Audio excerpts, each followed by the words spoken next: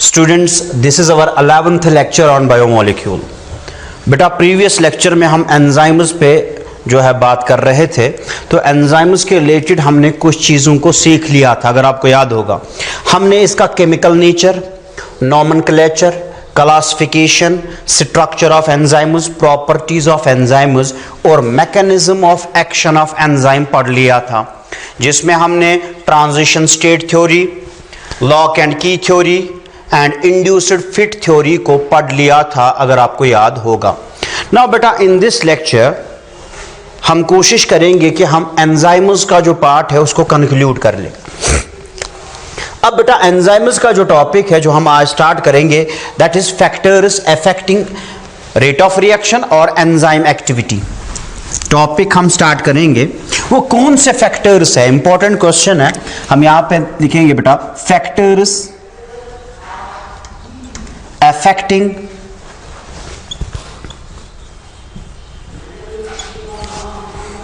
Enzyme activity और rate of reaction. Factors affecting enzyme activity और rate of reaction. Okay बेटा, rate of reaction, ठीक है। Factor number 1 जो हम यहां पे डिस्कस करेंगे, number 1, that is enzyme concentration. Enzyme concentration,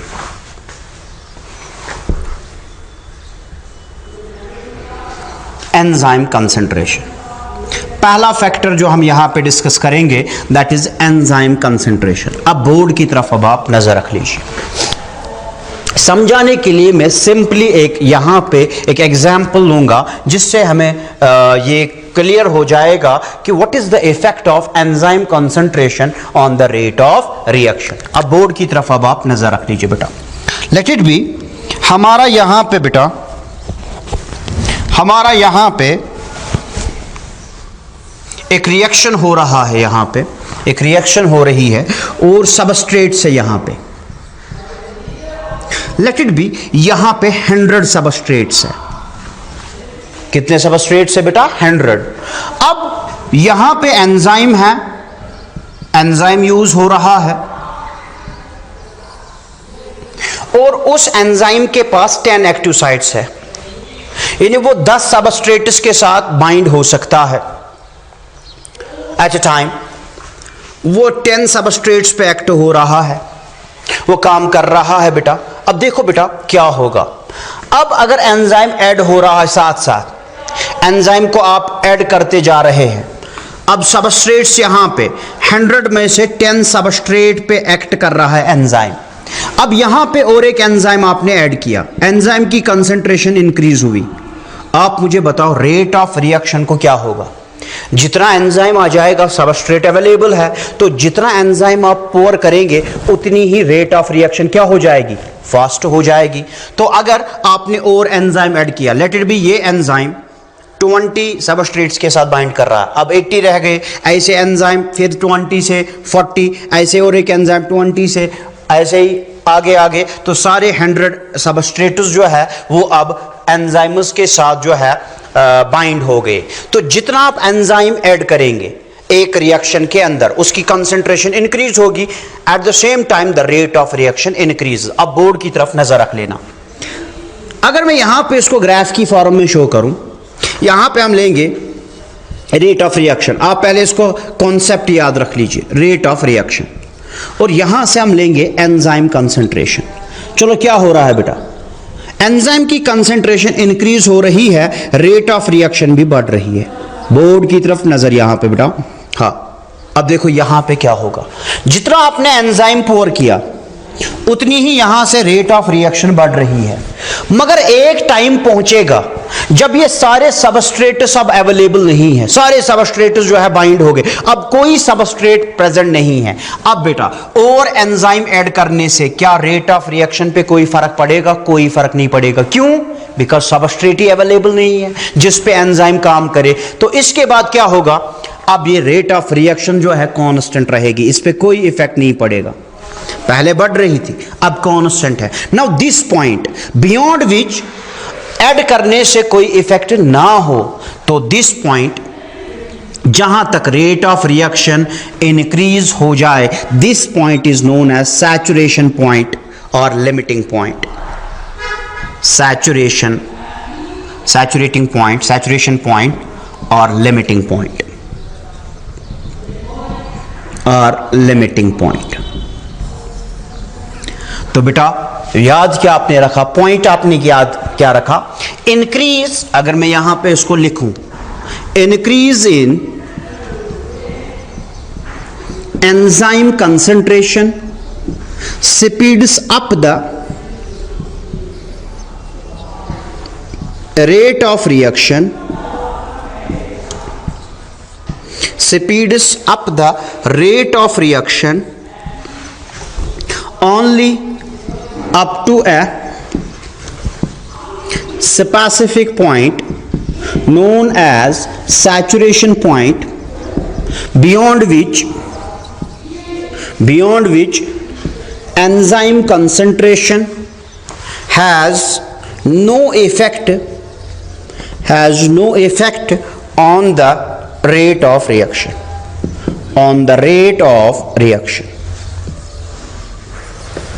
हाँ बेटा, क्या बेटा हमने पढ़ा यहां पे, एंजाइम कंसंट्रेशन इंक्रीज करने से स्पीड अप होगा रेट ऑफ रिएक्शन, किस, उस पॉइंट तक जिसका नाम है सैचुरेशन पॉइंट। क्यों? बिकॉज उस टाइम पे जितने भी सबस्ट्रेट्स अवेलेबल है वो सारे के सारे एक्टिव साइट्स के साथ बाइंड हुए होंगे। अब कोई सबस्ट्रेट अवेलेबल नहीं है, there is no availability of substrate. अब क्या होगा, और एंजाइम ऐड करने से रेट ऑफ रिएक्शन पे कोई असर नहीं पड़ेगा। सो this is the effect of enzyme concentration. Hope आपने इस ग्राफ को भी समझ लिया होगा। एंजाइम इंक्रीज करने से रेट ऑफ रिएक्शन भी बढ़ रही है, मगर एक पॉइंट पहुंच रहा है, ये पॉइंट, इसमें एंजाइम ऐड करने से रेट ऑफ रिएक्शन पे कोई इफेक्ट नहीं हो रहा है। Now second, substrate concentration. Simple terms में हम इसको सीखेंगे, सबस्ट्रेट कंसंट्रेशन। नेक्स्ट है बेटा सबस्ट्रेट कंसंट्रेशन। अब नजर रखना यहां पे, सबस्ट्रेट कंसंट्रेशन। अब देखो बेटा, सिंपल में बनाने की कोशिश कर रहा हूं बेटा। सबस्ट्रेट कंसंट्रेशन, नजर रखना बोर्ड की तरफ बेटा। चलो बेटा इसको सीखेंगे, सबस्ट्रेट कंसंट्रेशन। चलो इसकी भी हम एक एग्जांपल यहां पे लिखेंगे। बेटा एक एंजाइम है, उसके पास एक्टिव साइट्स है, late it B 100 active sites है। इस एंजाइम के पास है 100 active sites, number of active site इसके पास 100 है। अब यहां पे सबस्ट्रेट्स जो है वो 20 है, लेट इट बी। अब देखो बेटा 20 सबस्ट्रेट्स है, वो उन पे एक एंजाइम काम कर रहा है, स्पेसिफिक सबस्ट्रेट है, स्पेसिफिक एंजाइम है, 20 है, वो इन 20 एक्टिव साइट्स के साथ बाइंड होंगे। अब बचे कितने? 80। अब आप और सबस्ट्रेट को ऐड कर रहे हैं। अब देखो बेटा, और सबस्ट्रेट और एंजाइम के साथ, सबस्ट्रेट और एंजाइम के साथ, तो तब तक rate of reaction substrate concentration में भी इंक्रीज होगी जब तक एक्टिव साइट्स अवेलेबल है। जब एक्टिव साइट्स फिल हो जाएंगी, अब एंजाइम के पास और एक्टिव साइट प्रेजेंट नहीं है, अब आप और सबस्ट्रेट को ऐड कर रहे हैं, क्या अब रेट ऑफ रिएक्शन पे कोई असर पड़ेगा? कोई नहीं पड़ेगा। क्यों? बिकॉज एक्टिव साइट्स जो है वो अब प्रेजेंट नहीं है, वो सारे के सारे बाइंड हो गए सबस्ट्रेट के साथ। ना बेटा अब बोर्ड की तरफ नजर, इसमें भी बराबर वही ग्राफ। यहां से हम लेंगे सबस्ट्रेट कंसंट्रेशन और यहां से हम लेंगे रेट ऑफ रिएक्शन। ओके बेटा, अब देखो बेटा सबस्ट्रेट बढ़ रहा है, एंजाइम की एक्टिविटी भी बढ़ रही है, मगर एक पॉइंट पहुंचेगा जब एंजाइम की एक्टिविटी जो है वो कोई इफेक्ट अब शो नहीं करेगा, बिकॉज उसके सारे एक्टिव साइट्स जो है वो सारे के सारे बाइंड हो गए। Now this point saturation point जो है, सैचुरेशन पॉइंट, अब इसके बाद रेट ऑफ रिएक्शन पे कोई इफेक्ट नहीं पड़ेगा। सो बेटा increase in substrate concentration speeds up the rate of reaction. Only up to a point known as saturation point or limiting point, beyond which increase in substrate concentration has no effect on rate of reaction. Why? Because there is no availability of active sites. अब active site कोई नहीं है, वो सारी की सारी fill हो गई. अब बोर्ड की तरफ नजर रख लेना. अब दो साइंटिस्ट्स हैं, उन्होंने इस सबस्ट्रेट कंसंट्रेशन पे काम किया. एक का नाम था माइकेल और दूसरे का नाम था मेंटन. बोर्ड की तरफ आप नजर रख लीजिएगा बेटा. अब नजर रख लेना. दो साइंटिस्ट्स थे, माइकल एंड मेंटन. उसको हम कहते हैं मिकेल्स मेंटन इक्वेशन उन्होंने दी है ऑन द सबस्ट्रेट जो है इफेक्ट सबस्ट्रेट कंसंट्रेशन. एक का नाम था, इसको मिकेल भी पढ़ते हैं, मिकेल्स मेंटन इक्वेशन. हमें ये इक्वेशन न तो डिराइव करनी है न सीखनी है, बिकॉज 11th में ये है ही नहीं. हम रिसर्च नहीं कर रहे बेटा. 11th में जितना कॉन्सेप्ट आपको जरूरत है आप उतना ले लीजिए, बिकॉज ये बहुत जरूरी है what to study and what not to study on in 11th class. Because ये तो आपको आगे जाके डिटेल में जब आप हायर क्लासेस में पहुंचेंगे इसको डिराइव भी करना पड़ता है, वो आप हायर क्लासेस में पढ़ेंगे. अभी आप फिलहाल जो आपको नीट में काम देगा या 11th में काम देगा वो हमें यहां पे सीखना है ना. मिकेल और मेंटन जो है उन्होंने ये सबस्ट्रेट कंसंट्रेशन पे काम किया. बाद में उन्होंने एक इक्वेशन दे दी और उस इक्वेशन में एक कांस्टेंट है, उसी कांस्टेंट को हमें पढ़ना है. That constant is Michaelis Menten constant, जिसको हम रिप्रेजेंट करते हैं Km से. इस पे आपका एक क्वेश्चन नीट में आया हुआ है, मिकेल्स मेंटन कांस्टेंट, जिसको हम Km से रिप्रेजेंट करते हैं. Now what is this constant? अब इधर की तरफ आप नजर रखना. लेट इट बी, ये है Vmax, जहां पे हाईएस्ट रेट ऑफ रिएक्शन है. अब देखो बेटा बोर्ड की तरफ, यहां पे हम लिख रहे हैं Vmax. यहां पे वो पॉइंट है सैचुरेशन पॉइंट जहां पे रेट ऑफ रिएक्शन सबसे ज्यादा है. अब यहां पे मैं रिप्रेजेंट करूंगा हाफ ऑफ Vmax, यानी ये वो वेलोसिटी है, रेट ऑफ रिएक्शन है जहां पे हाफ ऑफ Vmax है. ओके बेटा, ये क्लियर हुआ, Vmax and half of Vmax. अब इधर की तरफ नजर रख लेना. Now what is Km value? What is Km? Okay, what is Km value? चलो इसकी डेफिनेशन हम पहले लिख लेंगे, फिर इसको सीखेंगे कि Km क्या है. It is a constant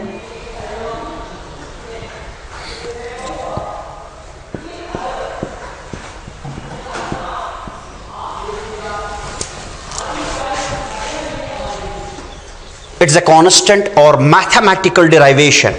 It's a constant or mathematical derivation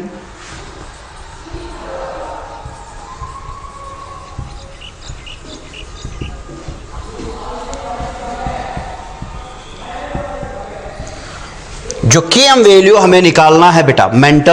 Mikel और मेंटन ने जो काम किया है सबस्ट्रेट कंसंट्रेशन पे, वो यहां पे हमने ग्राफ की शक्ल में बनाया. अब आपको याद रखना ये Km वैल्यू क्या है. इट्स अ कांस्टेंट और मैथमेटिकल डेरिवेशन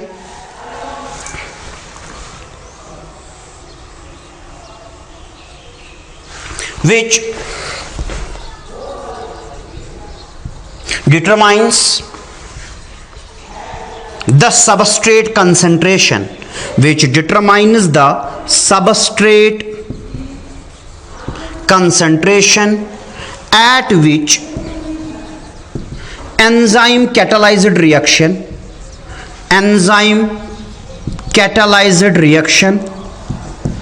attains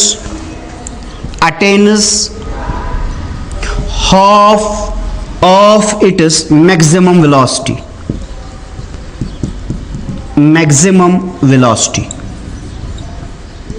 पहले इसको हम समझेंगे हमने क्या लिखा बेटा. Km वैल्यू क्या है? ये डिटरमाइन करेगा सबस्ट्रेट कंसंट्रेशन कि सबस्ट्रेट की कंसंट्रेशन कितनी है।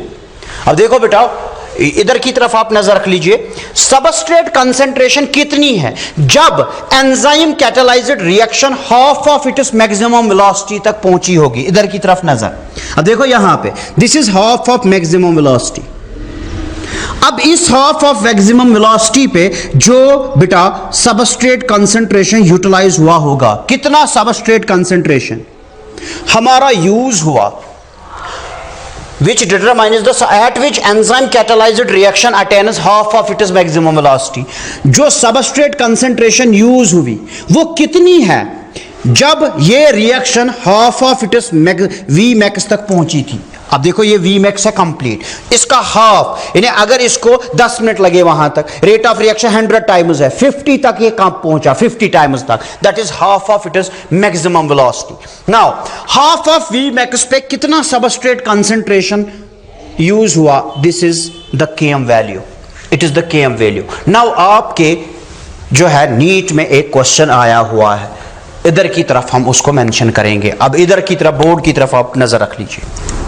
चलो आप मुझे आप खुद बताइए, अगर केएम वैल्यू लो होगा, if KM value is low, तो बताओ मुझे जो एंजाइम और सबस्ट्रेट की एफिनिटी होगी वो कम होगी या ज्यादा, या दूसरे लफ्जों में रेट ऑफ रिएक्शन, अगर केएम वैल्यू कम आया रेट ऑफ रिएक्शन ज्यादा होगी कि कम होगी। चलो इसको देखेंगे।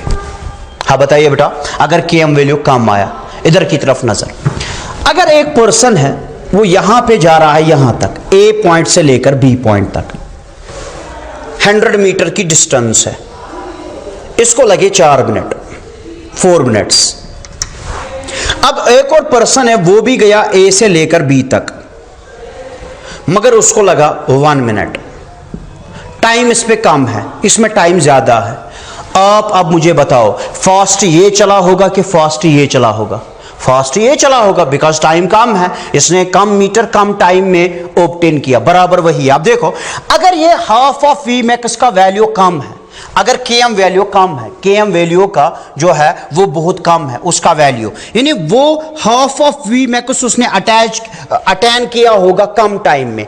अगर half of V max attain किया होगा उसने कम टाइम में, इसका मतलब है वी मैक्स तक पहुंचने में उसको और कम टाइम लगेगा। इसका मतलब है अगर वी मैक्स उसको कम टाइम में अटेन हुआ, उसकी वेलोसिटी क्या होगी, कम की ज्यादा, वो ज्यादा होगी।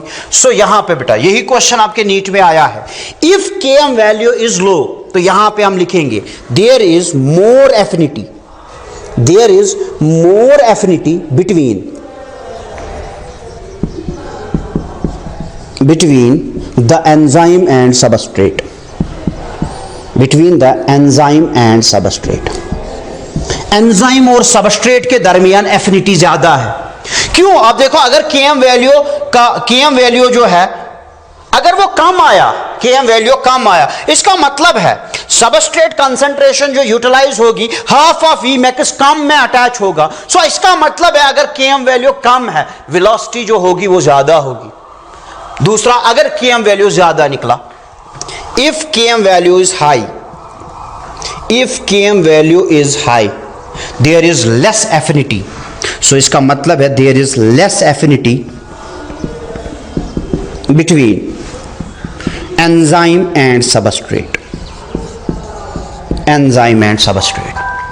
बेटा याद क्या आपने रखा, सबस्ट्रेट कंसंट्रेशन में बेटा केएम क्या है बेटा, केएम है मिकेल्स मेंटन कांस्टेंट। ये क्या है, इससे हम सबस्ट्रेट कंसंट्रेशन को डिटरमाइन करते हैं जब रिएक्शन जो है वो अटेन करेगी half of its maximum velocity, half तक वो पहुंचेगी। सो इसका मतलब है अगर केएम वैल्यू कम निकला, वो हाफ ऑफ वी मैक्स कम टाइम में अटेन करेगा। तो अगर केएम वैल्यू कम निकला, एफिनिटी ज्यादा होगी बिटवीन एंजाइम एंड सबस्ट्रेट। अगर केएम वैल्यू हाई निकला, there is less affinity between enzyme and substrate. So ये हमारा दूसरा फैक्टर आ गया, the substrate concentration. Number 3, temperature, effect of temperature. Okay बेटा, effect of temperature. Effective of temperature. अगर आपको याद होगा, कल ही मैंने आपको पढ़ाया था प्रॉपर्टीज में कि एंजाइम्स को क्या चाहिए, ऑप्टिमम टेम्परेचर। वो क्या था बेटा, 25 से लेकर 40 degree Celsius. Most of the enzymes जो है they work at a given जो टेम्परेचर होगा, at a specific temperature of optimum temperature of 25 to 40 degree Celsius, 40 degree Celsius. पर मैंने कहा था एक्सेप्शंस है कि कुछ एंजाइम वर्क करेंगे हाई टेम्परेचर या लो टेम्परेचर पे भी। अब बेटा ये जो ऑप्टिमम टेम्परेचर है 25 to 40 डिग्री सेल्सियस। फिर मैंने और एक पॉइंट कहा कि अगर टेम्परेचर कम होगा एट लो टेम्परेचर, एंजाइम जो है वो इनएक्टिव हो जाता है, एंजाइम की एक्टिविटी कम हो जाती है, enzyme becomes inactive. At high temperature, अगर टेम्परेचर इससे बिलो था, या at low temperature, at low temperature, at high temperature 40 से ज्यादा, at high temperature enzymes gets denatured, enzyme जो है उसका स्ट्रक्चर डिनैचुर्ड हो जाता है।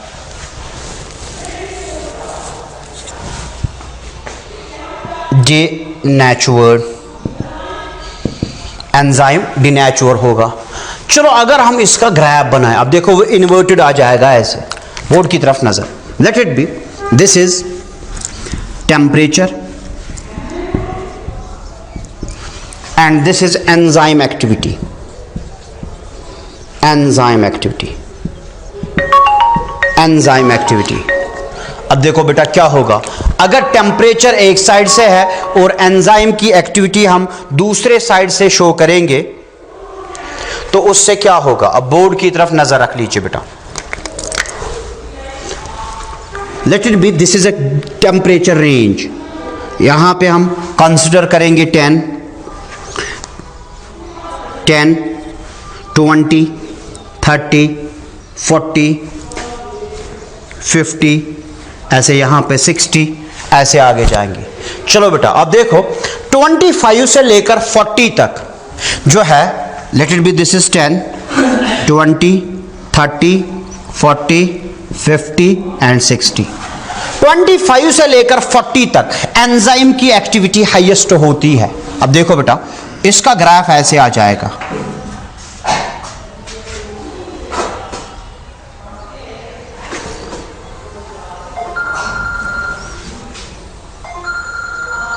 बोर्ड की तरफ आप नजर रख लीजिए।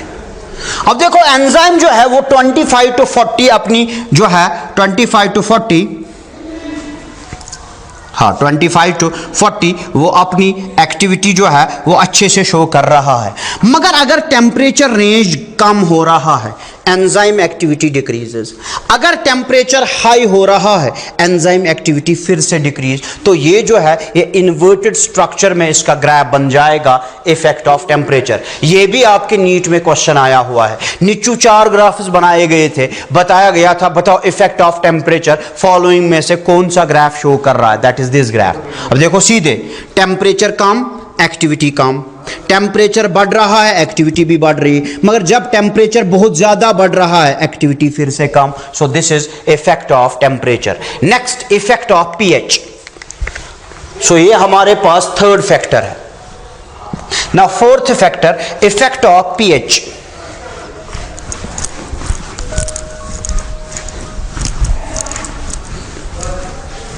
Hydrogen ion concentration. ओके बेटा, effect of pH. Fourth, effect of pH. हाँ बेटा हमने, अच्छा ये हमने पढ़ा था नहीं, पीएच बेटा देखा गया है जो एंजाइम्स है, मोस्ट ऑफ द एंजाइम जो है उनको चाहिए न्यूट्रल पीएच, यानी तकरीबन 7 के अराउंड पीएच एक्टिविटी शो करने के लिए। यानी उनको चाहिए पीएच, उनको चाहिए पीएच तकरीबन न्यूट्रल पीएच, और जो बुक्स लिखती है तकरीबन 6.2 से लेकर 7.5। इस रेंज का पीएच उनको चाहिए 6.2 टू 7.5। अगर पीएच कम होगा एंजाइम की एक्टिविटी डिक्रीजेस, अगर 7.5 से ज्यादा एंजाइम की activity decrease. But there are exceptions. For example, आपके बॉडी में एक एंजाइम है, उसका नाम है पेप्सिन। पेप्सिन जो है अपनी activity at acidic pH show करता है, जिसका पीएच है 2। इसका पीएच 2 पे ये काम करेगा। ऐसे आपके पास है और एक एंजाइम दैट इज ट्रिप्सिन, उसको पीएच चाहिए 8.5, तकरीबन 8.5 उसका पीएच रेंज है जिस पे वो वर्क करता है। These are exceptions, but most of the enzymes के लिए तकरीबन ये पीएच चाहिए, यानी अराउंड न्यूट्रल पीएच इसको चाहिए, न्यूट्रल पीएच। नाउ अगर ज्यादा होगा पीएच, अगर कम होगा इससे पीएच, जो एंजाइम है उसकी activity decreases, enzyme activity decreases. चलो इसका भी हम यहां पे ग्राफ देख लेंगे। अगर हमें एंजाइम एक्टिविटी का ग्राफ देखना होगा, इधर की तरफ नजर बेटा, this is pH and this is enzyme activity. चलो यहां पे हम देखेंगे, this is 1, this is 2, this is 3, this is 1, this is 2, 3, 4, 5, 6, 7, 8, 9, 10, so on। अब देखो बेटा, सबसे ज्यादा जो एक्टिविटी शो करता है दैट इज अराउंड न्यूट्रल। 1, 2, 3, 4, 5, 6, 7। थोड़ा यहां पे खींचेंगे। अच्छा चलो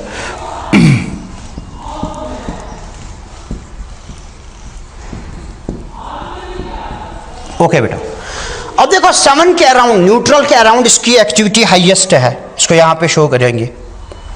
अब जितना पीएच कम हो रहा है एक्टिविटी डिक्रीजेस, जितना पीएच बढ़ रहा है एक्टिविटी आल्सो डिक्रीजेस। तो इसका ग्राफ भी जस्ट लाइक टेम्परेचर जो है इन्वर्टेड बनेगा।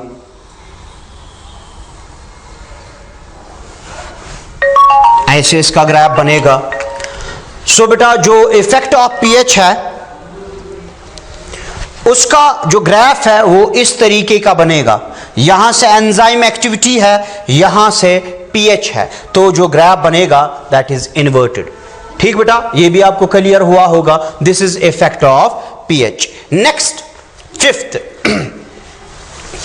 फैक्टर,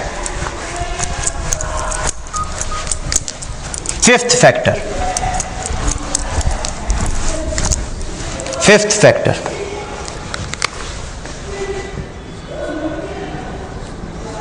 अच्छा, और एक फैक्टर है बेटा जो एंजाइम की एक्टिविटी पे इफेक्ट करता है, that is activators. Role of activators.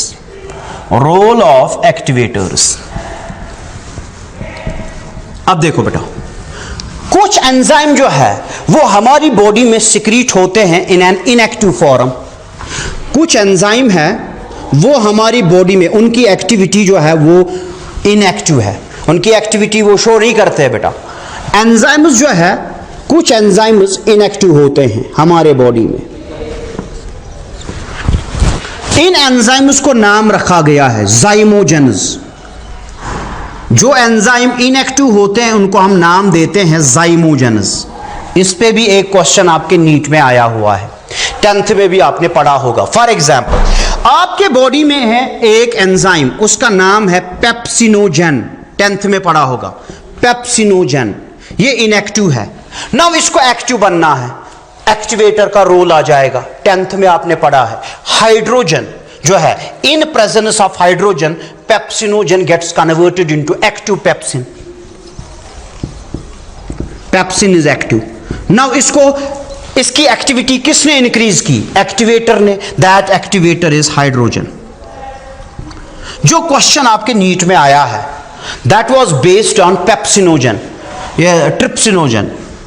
एक और है बेटा ट्रिप्सिनोजेन, ये भी इनएक्टिव है।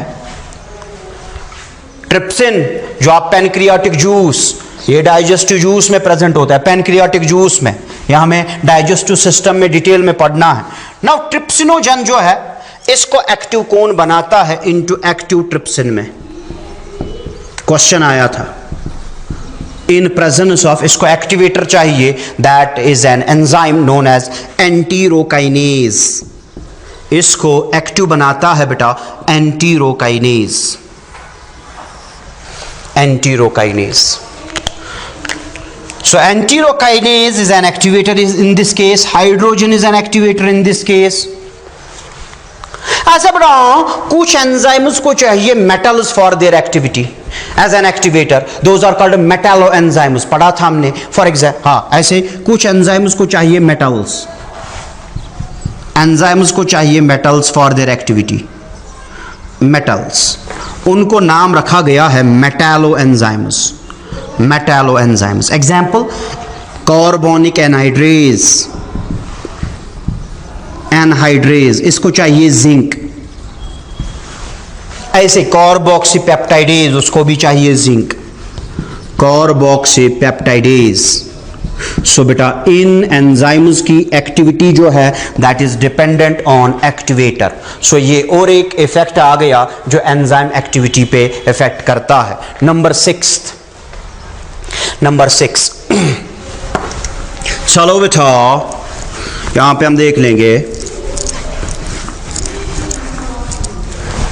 6th, radiations and poison। 6th, radiations and poison, जो हार्मफुल रेडिएशंस होती है, gamma rays, alpha rays, beta rays, UV rays, हाँ, रेडिएशंस एंड पॉइजन्स बेटा ये भी एंजाइम एक्टिविटी को डिक्रीज करते हैं। Radiations as well as poisons जो है ये एंजाइम एक्टिविटी को डिक्रीज करते हैं, decreases enzyme activity, enzyme activity. Last point हम लेंगे यहां पे, फॉर्मेशन ऑफ प्रोडक्ट। जब प्रोडक्ट बनेगा, चलो बताओ मुझे, एक रिएक्शन है उसमें एंजाइम यूज हो रहा है और लेटर ऑन प्रोडक्ट की फॉर्मेशन हुई। अब मुझे बताओ एंजाइम की एक्टिविटी अब कम होगी कि ज्यादा? कम हो जाएगी, क्योंकि अब उसका रोल नहीं है, प्रोडक्ट फॉर्म हो गया है। सो जब व्हेन प्रोडक्ट इज फॉर्मड फिर एंजाइम एक्टिविटी वो कम हो जाती है, एंजाइम एक्टिविटी डिक्रीजेस, फिर उसका काम नहीं है बेटा, एंजाइम एक्टिविटी डिक्रीजेस। यह हमारा और एक क्वेश्चन यहां पे बेटा तैयार हो गया, that was factors affecting enzyme activity और रेट ऑफ रिएक्शन। नाउ बेटा इस एंजाइम का लास्ट टॉपिक है, दैट इज एंजाइम इनहिबिशन। वो कौन से मैकेनिज्म्स है जो एंजाइम की एक्टिविटी को इनहिबिट कर सकते हैं? ठीक, ओके बेटा, फैक्टर, ये टॉपिक हम लिखेंगे, लास्ट टॉपिक है एंजाइम्स का, enzyme inhibition, enzyme inhibition, enzyme inhibition.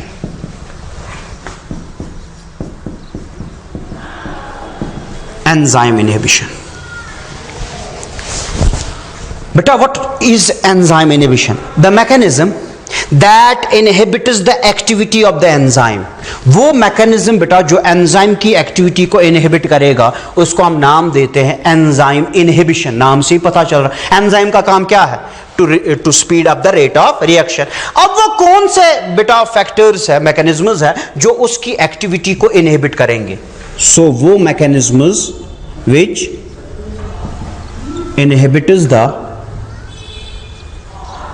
inhibits the activity of enzyme। बिल्कुल सिंपल इसमें हम पढ़ेंगे। मैंने पहले ही कहा बेटा हमें 11th लेवल पे बायोकेमिस्ट्री जो है उस पर रिसर्च नहीं करनी है। लेनिंजर को स्टार्ट करते हैं यहाँ ही पे, वो अच्छी बात नहीं है। 11th में जितना है उसी पे आप फोकस कर लीजिए। सो बेटा एंजाइम इनहिबिशन जो है ये वो मैकेनिज्म है जो एक्टिविटी ऑफ एंजाइम की जो एक्टिविटी है उसको क्या करेंगे बेटा, इनहिबिट करेंगे। Now there are three main mechanisms which inhibits enzyme activity, action of enzyme।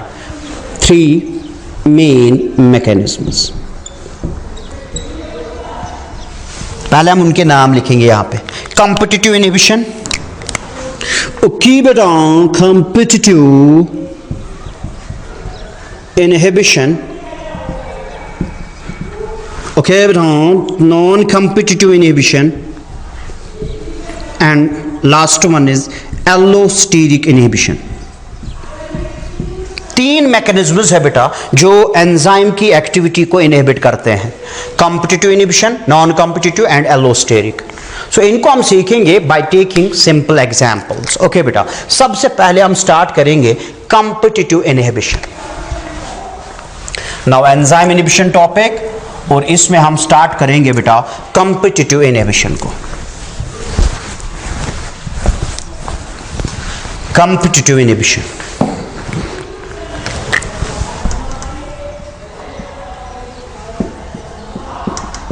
competitive inhibition. Now what is competitive inhibition? मैं यहां पे एक सिंपल एग्जांपल लूंगा. अब बोर्ड की तरफ पहले नजर रख लीजिए. competitive inhibition क्या है? लेट इट बी, यहां पे एक एंजाइम है. This is the enzyme. अब देखो सिंपल हम यहां पे एक एग्जांपल शो करवाएंगे. This is the enzyme. अब बेटा ये एंजाइम जो है, कल मैंने कहा था एंजाइम स्पेसिफिक है. नाउ ये एंजाइम जो है जिस सबस्ट्रेट पे ये एक्ट करता है वो ये वाला सबस्ट्रेट है. Late it be, this is the substrate. ये है substrate. This is the substrate on which this enzyme act, specific substrate. अब बेटा होता क्या है, ये substrate active site of enzyme के साथ बाइंड करेगा और बराबर वैसे ही रिएक्शन होगी जैसे हमने कल पढ़ा, enzyme substrate complex, enzyme product and product is formed. ना मगर होता क्या है, कभी कभार ऐसा होता है कि इस सबस्ट्रेट का कॉम्पिटिटिव आ जाता है. बाइंड किसको होना है, इसको. मगर कभी कभार क्या होता है, कुछ बदल सबस्ट्रेट्स होते हैं विच रिजेंबल्स द एक्चुअल सबस्ट्रेट. अब बेटा आप यहां पे नजर रख लीजिए. अब इसी सबस्ट्रेट का कॉम्पिटिटिव आ जाएगा, कंपटीशन होगा कि इस सबस्ट्रेट के साथ. It resembles the actual substrate. Okay बेटा, it resembles the actual substrate. Okay बेटा, बाइंड किसको होना है, बाइंड बेटा इसको होना है, मगर ये अब बाइंड नहीं होगा. अब बाइंड कौन होगा, बाइंड ये वाला हो जाएगा. अब बोर्ड की तरफ नजर रख लेना. अब बाइंड ये होगा. हाँ बेटा, अब इधर की तरफ नजर रख लीजिए. मगर मैंने कहा एंजाइम्स आर स्पेसिफिक. अब जब ये सबस्ट्रेट आ गया, चूंकि एंजाइम स्पेसिफिक है, अब वो काम नहीं कर सकता है, वो उसकी जो एक्टिविटी है वो इनहिबिट हो जाएगी जो उसका काम था. नाउ अब ये इनहिबिशन जो एंजाइम के अंदर आ गई, किसकी वजह से आ गई, competitive substrate की वजह से. That is why this type of inhibition is known as competitive inhibition. Now इस पे ये काम नहीं कर सकता है. अगर ये आता तो रिएक्शन हो जाती, अगर ये आता सो एंजाइम प्रोडक्ट कॉम्प्लेक्स जो है वो नहीं बनेगा. इस एंजाइम की एक्टिविटी जो है दैट इज इनहिबिटेड, वो इनहिबिट हो जाएगी. चलो एक एग्जाम्पल मैं यहां पे लूंगा जिससे क्लियर हो जाएगा. आपके बॉडी के अंदर एक एंजाइम होता है, उस एंजाइम का नाम है, समझाने के लिए मैं बता रहा हूं, सक्सिनिक डिहाइड्रोजनेज.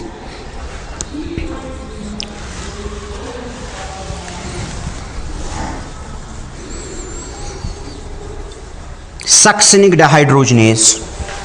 अब बेटा इस सक्सिनिक डिहाइड्रोजनेज के साथ जो बाइंड करता है, द सबस्ट्रेट इज सक्सिनेट. मगर सक्सिनेट का एक एनालॉग होता है जो इसको रिजेंबल करता है, दैट इज मैलोनेट. अब बाइंड किसको होना था बेटा, बाइंड होना था सक्सिनेट को, मगर चूंकि मैलोनेट इसको रिजेंबल करता है, इंस्टेड ऑफ सक्सिनेट अब मैलोनेट इसके साथ बाइंड हो जाएगा. मगर चूंकि सक्सिनिक डिहाइड्रोजनेज स्पेसिफिक है, ये सिर्फ इस पे काम कर सकता है. मैलोनेट की वजह से सक्सिनिक डिहाइड्रोजनेशन की जो एक्टिविटी है that is inhibited. Now when it is activity is inhibited by a competitive substrate, the mechanism is known as competitive inhibition. इसमें क्या होता है बेटा, इसमें जो सबस्ट्रेट बाइंड होता है वो रिजेंबल करता है द एक्चुअल सबस्ट्रेट। जो सबस्ट्रेट होता है, द बाइंडिंग सबस्ट्रेट, जो बाइंड करता है, binding substrate that resembles the actual substrate, resembles the actual substrate. Okay, the binding substrate resembles the actual substrate and then inhibits the activity of enzyme.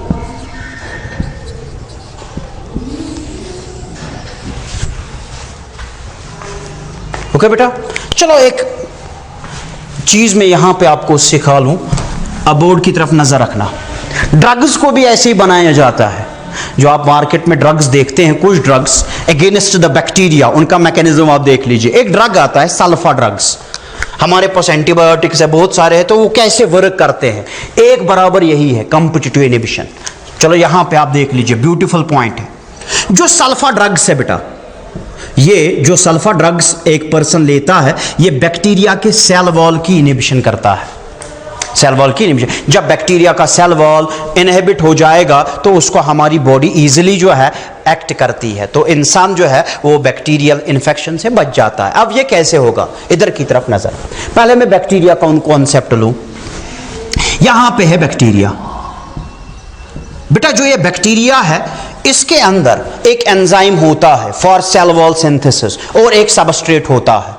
एक substrate होता है, उसका नाम है para amino benzoic acid, पाबा जिसको कहते हैं। Para, इधर की तरफ पहले आप नजर रख लीजिए, पहले इसको सीख लीजिए। पैरा एमाइनो बेंजोइक एसिड, ये सबस्ट्रेट है, पाबा इसको कहते हैं।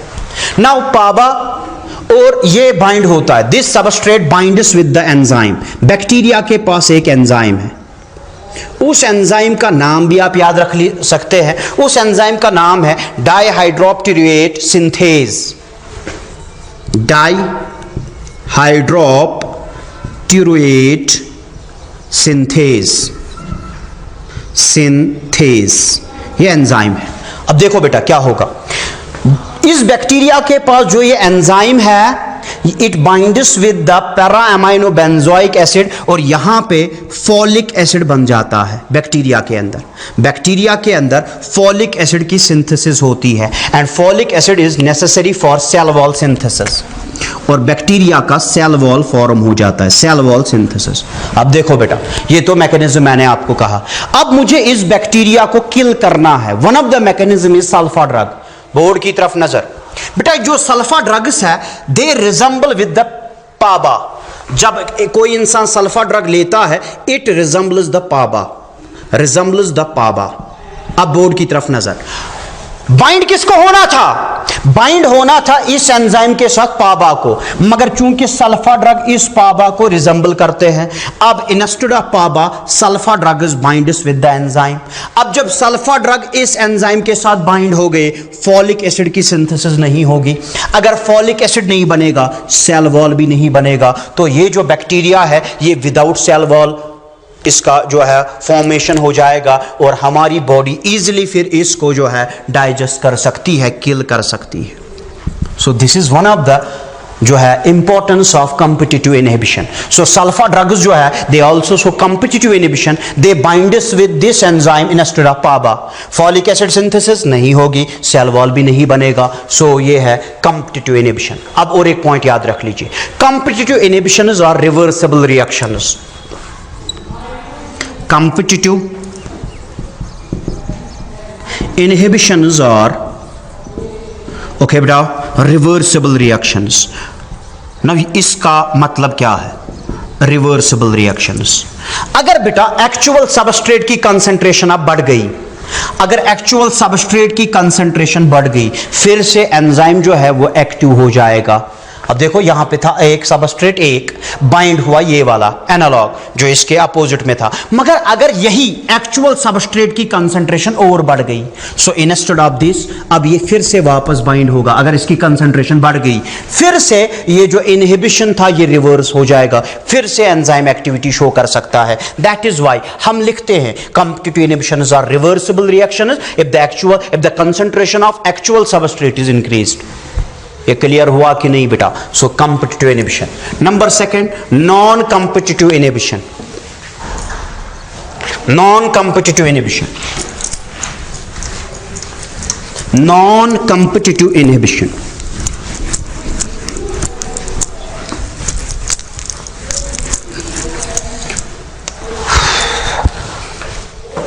हाँ बेटा, अब देखो ये भी इजी है, नॉन कॉम्पिटिटिव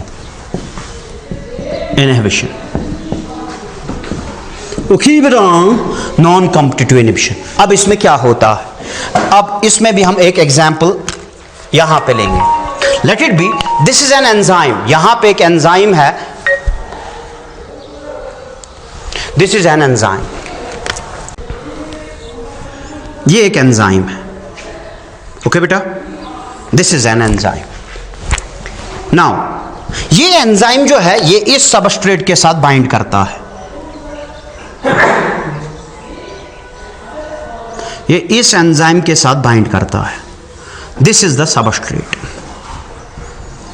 कोई प्रॉब्लम बेटा नहीं होनी चाहिए। सो ये सबस्ट्रेट इसके साथ बाइंड करता है, जब ये इसके साथ बाइंड करेगा तो रिएक्शन वही होगी जो हमने कल पढ़ा, तो प्रोडक्ट बन जाएगा। मगर अब क्या है, अब एक सबस्ट्रेट आता है वो नॉन कॉम्पिटिटिव होता है, उसका स्ट्रक्चर इसके साथ रिजेंबल नहीं करता है, वो ऐसा है। आप देख लीजिए समझाने के लिए, वो ऐसा है। अब देखो बेटा, इसका इसके साथ कोई कंपटीशन ही नहीं है, ये अलग है, ये अलग है। मगर अब क्या होगा, now this non competitive substrate binds with the enzyme other than active site. अब होगा क्या बेटा, ये जो है ये इसके अमाइनो एसिड्स के साथ बाइंड होगा मगर एक्टिव साइट को बाइंड नहीं करेगा। लेट इट बी, समझाने के लिए, इजी बनाने के लिए अब मैं यहां पे लूंगा, ये बाइंड हुआ यहां पे।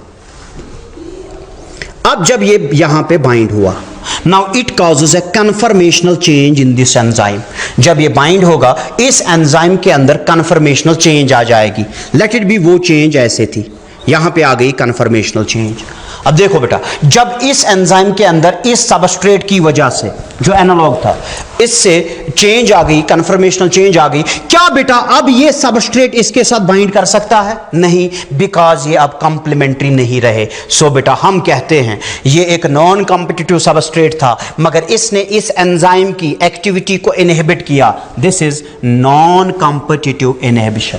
सो नॉन कॉम्पिटिटिव इनहिबिशन में क्या होता है, वो substrate which doesn't resemble the actual substrate, substrate जो कि नॉन कॉम्पिटिटिव होता है। चलो यहां पे सिंपल लिखेंगे, non competitive substrate binds the enzyme other than active site, other than active site, and causes and due to this a conformational change occurs in the enzyme. A conformational change occurs in the enzyme due to which enzyme activity gets inhibited. Enzyme activity gets inhibited. Enzyme activity gets inhibited. Now this is known as non-competitive inhibition. चलो एक example लेंगे, simple day to day example. Cyanide क्या है बेटा? Cyanide sir food है? नहीं, food नहीं है, वो पॉइजन है। साइनाइड, अगर किसी इंसान ने बेटा साइनाइड को लिया, ये जो साइनाइड होता है ये बाइंड करता है with mitochondrial enzyme cytochrome oxidase. Cytochrome oxidase respiration के लिए इंपॉर्टेंट है, cytochrome oxidase. Now this cyanide binds with the cytochrome oxidase in this manner. अब क्या होगा, साइटोक्रोम ऑक्सीडेज की एक्टिविटी क्या हो जाएगी बेटा? इनहिबिट हो जाएगी। इंसान को बेटा जो रेस्पिरेशन है उसमें प्रॉब्लम होगी। जब रेस्पिरेशन में ही प्रॉब्लम हुई, एनर्जी फॉर्मेशन में ही प्रॉब्लम हुई, तो बेटा क्या होगा, इंसान की जो है विद इन मिनट्स उसकी डेथ होगी, उसकी डेथ हो जाती है। सो ये जो साइनाइड है ये बराबर नॉन कॉम्पिटिटिव इनहिबिशन शो करता है with the cytochrome oxidase. Last allosteric inhibition. बेटा शायद 2017 कि 2018 नीट के एग्जाम में इस पे क्वेश्चन है एलोस्टेरिक इनहिबिशन पे, वो आप नजर रख लीजिए यहां पे। एलोस्टेरिक इनहिबिशन ये समझ में आ गया बेटा? कॉम्पिटिटिव, नॉन कॉम्पिटिटिव, सिंपल है, रिमाइंड आप कर सकते हैं इसको सीखने के लिए और नजर रख लीजिए बेटा। Last allosteric inhibition. अब देखो सिंपल बनाने की मैं कोशिश कर रहा हूं बेटा।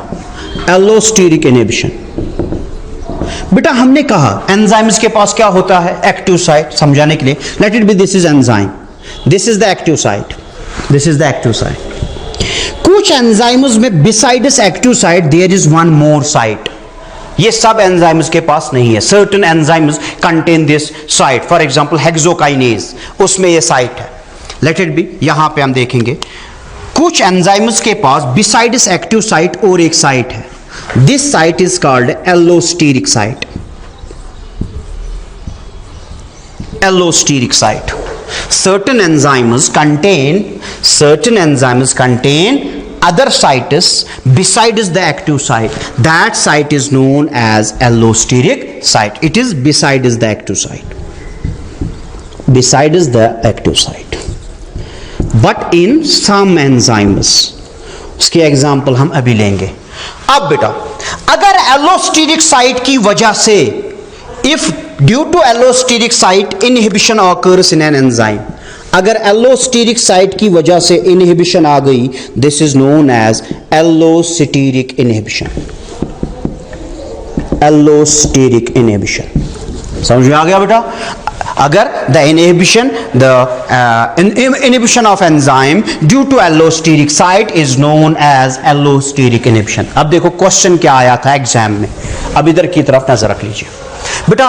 कल हमने एक रिएक्शन, बल्कि परसों जो हमने लेक्चर दिया था जिसमें हमने क्लासिफिकेशन ऑफ एंजाइम पढ़ा था, एक रिएक्शन हमने पढ़ी, ये वाली रिएक्शन, ग्लूकोज प्लस एटीपी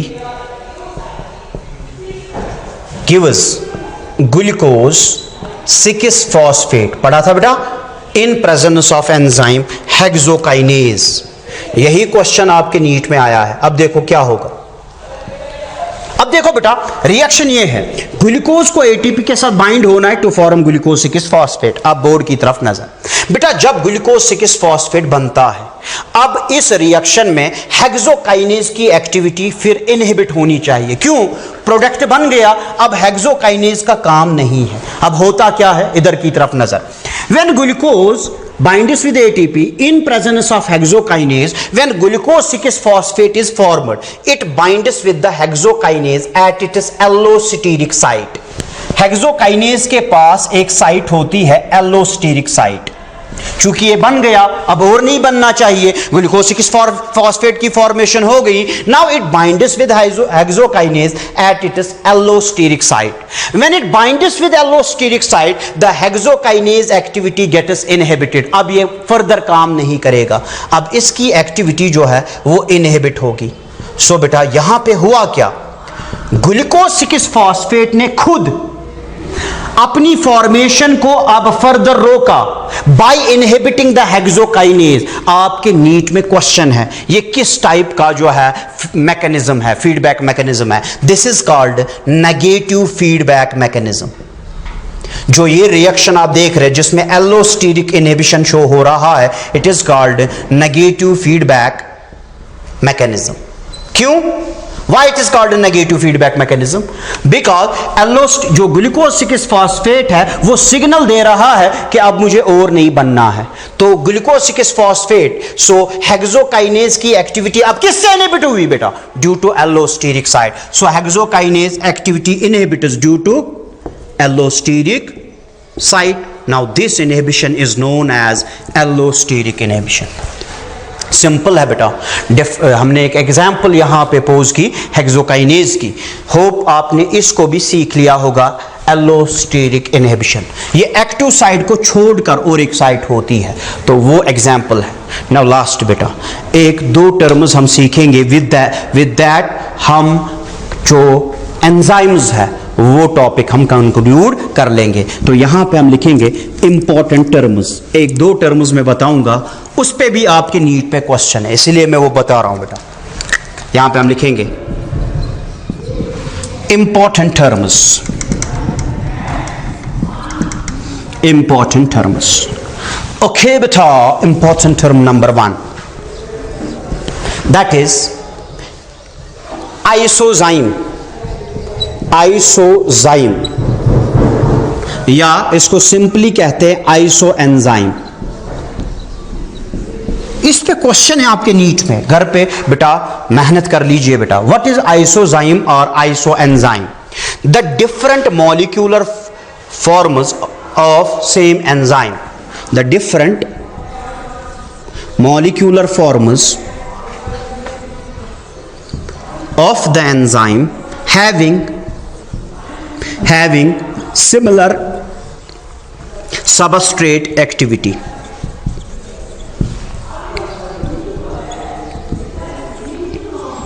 बेटा जो डिफरेंट मॉलिक्यूलर फॉर्म्स, अगर एक एंजाइम हमारी बॉडी में डिफरेंट फॉर्म्स में प्रेजेंट है मगर उन सब एंजाइम्स की एक्टिविटी वो सेम है, वो एक ही सबस्ट्रेट पे एक्ट कर रहे हैं। समझाने के लिए let it be this is the substrate. अब यहां पे एंजाइम है I1, I2, I3, I4, ये डिफरेंट फॉर्म्स है एक ही एंजाइम की। नाउ ये सारे एंजाइम सेम सबस्ट्रेट पे एक्ट कर रहे हैं। Now these types of enzymes जो हम ये लेंगे एंजाइम्स, इनको नाम रखा गया है आइसोजाइम और iso enzyme. Now for example, हम यहां पे एक एग्जांपल लेंगे। फॉर एग्जांपल हमारे पास है एक enzyme alpha amylase, wheat starch में होता है। व्हीट स्टार्च का जो अल्फा एमाइलेज है, इट कंटेन्स 16 आइसोजाइमिक फॉर्म्स, आइसोजाइमिक फॉर्म्स। ऐसे हमारे पास है लैक्टिक डिहाइड्रोजिनेज, लैक्टिक डिहाइड्रोजिनेज, इसमें होती है 5 आइसोजाइमिक फॉर्म्स, 5 आइसोजाइमिक फॉर्म्स। ऐसे हमारे पास है बेटा लैक्टिक डिहाइड्रोजिनेज और अल्कोहल डिहाइड्रोजिनेज, अल्कोहल डिहाइड्रोजिनेज, इसमें प्रेजेंट है 4 आइसोजाइमिक फॉर्म्स, 4 आइसोजाइमिक फॉर्म्स। सो आपको याद रखना है अल्फा एमाइलेज में 16, लैक्टिक में 5, अल्कोहल में 4। क्वेश्चन आया था डेफिनेशन पे, वहां पे आया था आइसोजाइम्स और नीचे ऑप्शन थे, आपको चूज करना था ये वाला, different molecular forms of the same enzyme having similar substrate activity. Last term दूसरी एब्जाइम, और एक टर्म याद रख लीजिए abzyme. Now what are abzymes? बेटा आपने पढ़ा है अगर किसी के बॉडी के अंदर पैथोजन एंटर हुआ, एंटीजन एंटर हुआ, उसके खिलाफ क्या बनाती है हमारी बॉडी? एंटीबॉडीज। नाउ कभी कभार क्या होता है, these antibodies act as enzyme, they behaves as enzyme. When an antibody behaves as enzyme, उस एंटीबॉडी को हम नाम देते हैं abzyme. When antibody behaves as enzyme, उसमें कैटालिटिक एक्टिविटी आती है, ठीक। When enzyme behaves as a catalyst, behaves as enzyme, they are known as abzyme, they are known as abzyme. तो बेटा ये और एक टर्म हमारे पास आ गई एब्जाइम। तो विद दिस अगर आपको याद होगा, हमने अब तक 3 बायोमॉलिक्यूल्स को डिटेल में पढ़ा, कार्बोहाइड्रेट्स, लिपिड्स, और फिर हमने स्टार्ट किया था टॉपिक। एक्चुअली सिलेबस में एक ही साथ वो टॉपिक्स है। एमाइनो एसिड, एमाइनो एसिड से बनेगा प्रोटीन, और प्रोटीन ही फिर एक्ट करेगा एज एंजाइम। सिलेबस ने एंजाइम को अलग लिखा है। सो ये कंप्लीट हो गया हमारे 1, 2, 3 टॉपिक्स। नाउ लास्ट टॉपिक जो इस चैप्टर का है दैट इज न्यूक्लिक एसिड। उसमें डीएनए आरएनए हमें पढ़ना है डिटेल में, न्यूक्लियोटाइड्स, न्यूक्लियोसाइड्स। तो वो हमारा लास्ट टॉपिक रहेगा न्यूक्लिक एसिड्स के बारे में, जिनमें हम न्यूक्लियोटाइड्स को सीखेंगे, दैट इज डीएनए और आरएनए। उसको हम इंशाल्लाह नेक्स्ट लेक्चर में डिटेल में डिस्कस करेंगे कि व्हाट आर न्यूक्लिक एसिड्स, वो किससे बनते हैं, न्यूक्लियोटाइड क्या होता है, न्यूक्लियोसाइड क्या होता है, उसको हम नेक्स्ट लेक्चर में डिटेल में डिस्कस करेंगे। बेटा तब तक आप अपनी जगह पे जो कॉपीज़ है उसको आप मेंटेन कर लीजिए, कहीं पे भी कंफ्यूजन हो आप मैसेज कर सकते हैं बेटा, और अपना जो वक्त है बेटा उसको आप ज़ाया मत कर लीजिए बेटा। स्टे होम, आप रहिए, स्टे सेफ। अस्सलामु अलैकुम व रहमतुल्लाह।